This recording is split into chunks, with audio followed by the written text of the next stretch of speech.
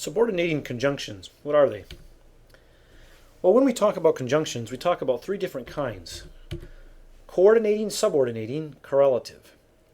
Coordinating join two elements of equal rank, so two words, two phrases, or two clauses.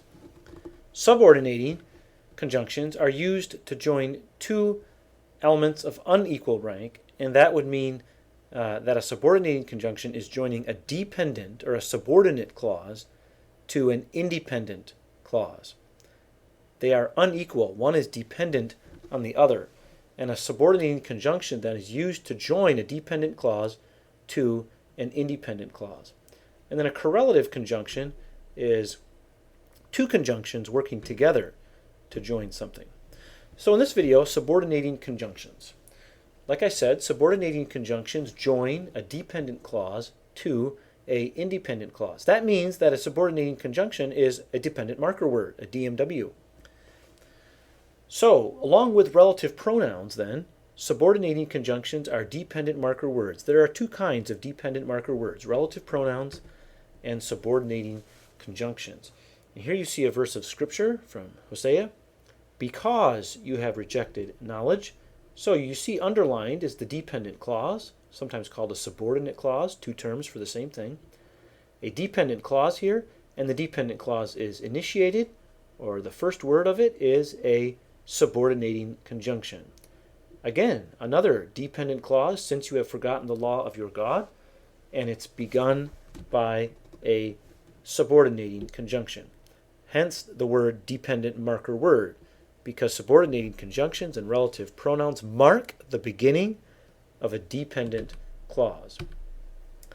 So, an important thing to remember then is that the dependent marker word gives you a very accurate clue to the function of a given dependent clause.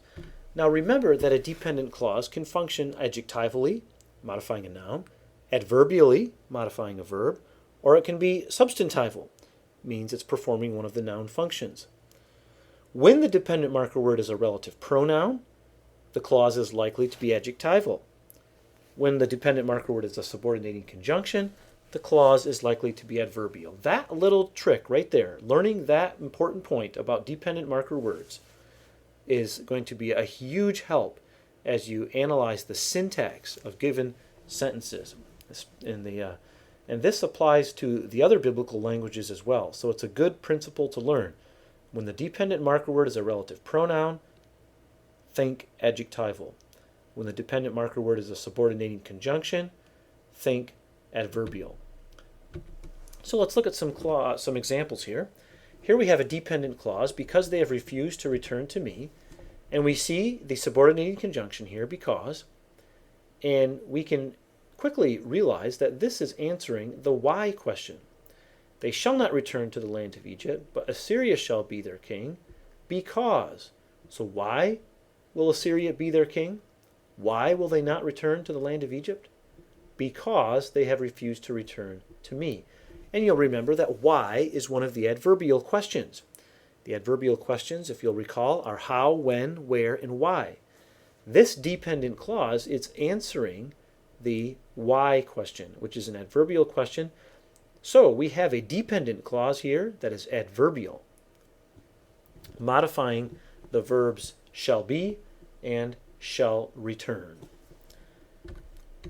Another dependent clause with a subordinating conjunction as the dependent marker word, I will not again destroy Ephraim, for I am God and not a man. Again, I will not again destroy. And why will God not again destroy?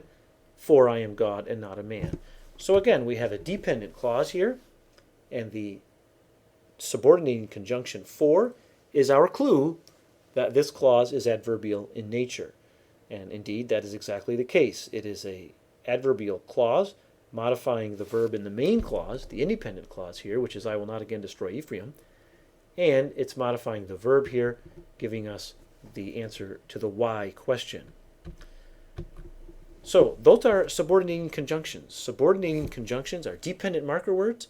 When a clause, a dependent clause, has a subordinating conjunction as its dependent marker word, that clause is likely to be adverbial.